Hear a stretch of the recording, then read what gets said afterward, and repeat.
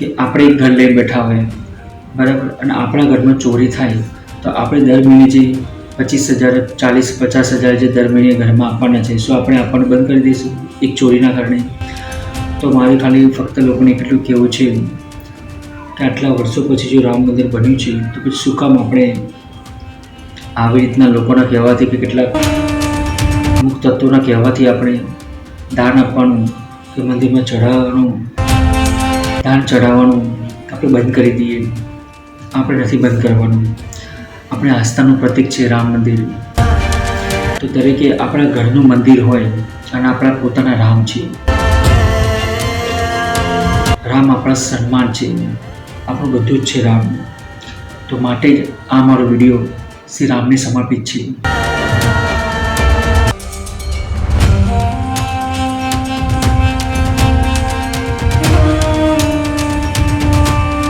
તો મારા તમામ મિત્રોનું ફરી એકવાર મારા નવા વિડીયોમાં હાર્દિક સ્વાગત છે. તો આજે આપણે ફરી એકવાર નવો વિડીયો લઈને આવી ગયા છીએ અને આજે આપણે રામ મંદિરના મુદ્દા વિશે વાત કરવાની છે. મિત્રો, અત્યારે હાલમાં રામ મંદિરનો જે મુદ્દો છે ઘણો જ ચર્ચામાં છે.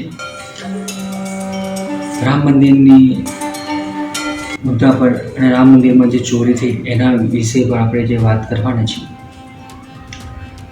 સૌપ્રથમ મિત્રો, તમને બધાને જ ખબર જ હશે કે રામ મંદિર જે છે 500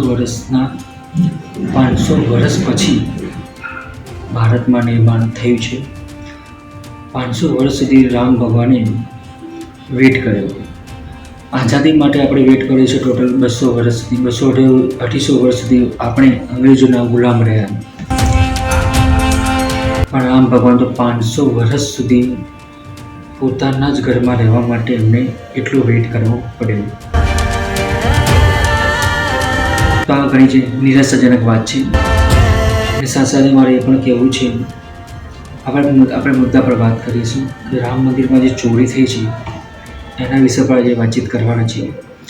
તો રામ મંદિર પર ચોરી વિશે જો વાત કરું તો તમે કદાચ ન્યૂઝપેપરમાં કે મૌખિક રીતે અથવા કોઈના દ્વારા અથવા કોઈ વ્યક્તિ જોડે તમે સાંભળી જશે કે ફલાણા ગામમાં ફલાણા મંદિરમાં ચોરી થઈ છે. તો શું આપણે હવે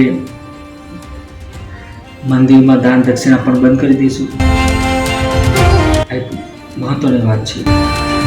તો એવી રીતના રામ મંદિરમાં ચોરી થઈ છે તો લોકોએ હવે ત્યાં દાન આપવાનું ઓછું કરી દીધું છે. 70-80% જેટલું રામ મંદિરમાં જે દર મહિને જે દાન આવે છે એના કરતાં 70-80% જેટલું દાનમાં ઘટાડો થયો છે. એના પછી ભારતના બોલિવૂડના કલાકારો અનુપમ ખેર હોય કે પછી બીજા કેટલાક દિગ્ગજોએ આના પર અમુક જણે બયાન આપ્યું છે. રામ મંદિરને દાન આપવા માટે પ્રોત્સાહન કર્યું છે અને એમના વિશે કેટલીક ટિપ્પણી પણ કરી છે.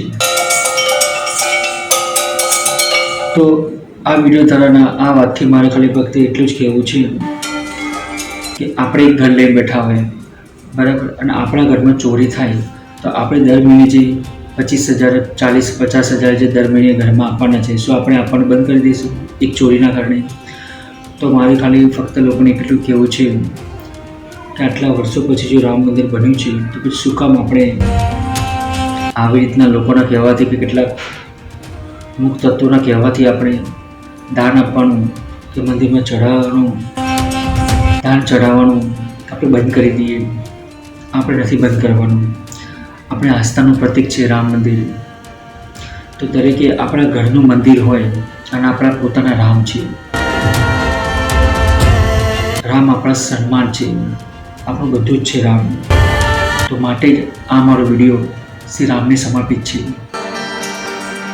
માનનીય પ્રધાનમંત્રી શ્રી નરેન્દ્ર મોદીજીએ ઘણું જ આમાં યોગદાન આપ્યું છે અને 500 વર્ષ પછી આપણે શ્રી રામ ભગવાનનું મંદિર બનાવી શક્યા છીએ. તો આપણે આપણી ગરિમા જાળવી રાખવાની છે અને આપણે લોકોની વાતોનો નથી માનવાની, લોકોની વાતોને નકારી કાઢવાની છે.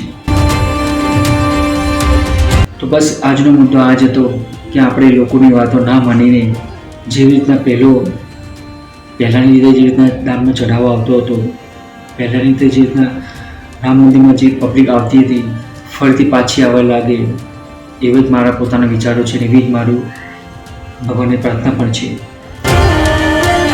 તો મિત્રો, આજનો વિડીયો મારો આટલો જ હતો. દરેકની ખાસ વિનંતી છે કે રામ મંદિરમાં તમે પોતે પણ દર્શન માટે જઈ શકો છો. બરાબર. રામ મંદિર માટે લોકો ગમે તેટલું આપણને ઉકસાવે કે રામ મંદિરમાં આમ નહીં કરવાનું, તેમ નહીં કરવાનું, દાન નહીં કરવાનું, પાપની વાતોમાં નથી આવવાનું અને આપણે દાન આપવાનું ચાલુ જ રાખવાનું છે. આપણે ત્યાં એમના દર્શન કરવાનું ચાલુ જ રાખવાનું છે. મળીએ પછી નવા વિડીયોમાં. ત્યાં સુધી દરેક મિત્રોને જય શ્રી રામ, જય શ્રી કૃષ્ણ.